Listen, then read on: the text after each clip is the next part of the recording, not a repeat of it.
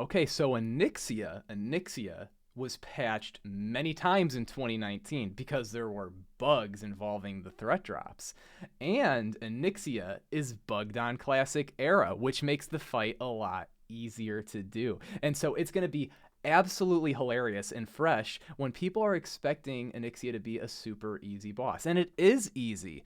But here's something that most people don't really know about how it works. When she's doing the fireballs in the air phase, when you get hit by a fireball, it sets you to 0 threat. However, you got to think about this. Your raid's generating a certain amount of threat per player per second the whole time. And so even though she's going to go down the list and clear people's threat, there's going to be a certain number at which the highest threat person is basically always at. So what's that mean?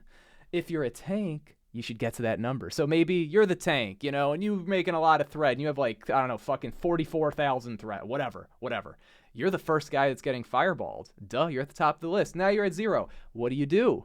Well, once you think you're, I don't know, maybe 30, 40 seconds from the actual ground phase, you can go check everybody's threat, and you can kind of see like, all right, what are like the top 5 people's threat? And if they are close to each other on threat, then that means that they are near the max that you're going to be able to get before getting threat wiped.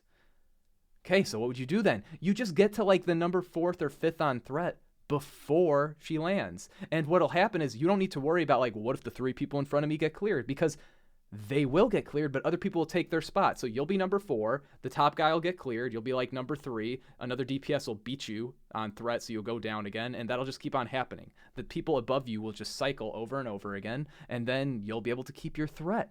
But most people, they're going to show up to raids, and it's going to go like this. Their raid leader's going to go on fucking YouTube. They're going to Google, like, what is the Ani strat? And then some guy who fucking makes YouTube videos that's never raid led before, that hasn't fucking tanked, that just, like, is totally willing to say shit wrong, is going to be like, yeah, and so, like, when ground phase starts, you got to make sure people, like, stop dodding the boss. You gotta fucking chill out and let that tank get threat. And it's like, it's not that this shit is wrong. It's just that it doesn't really address the issue of tanks don't have threat in the final phase because tanks don't know how the fucking boss works, and raid leaders don't know how the fucking boss works. And it has much less to do with the notion of DPS players being idiots and pulling off people.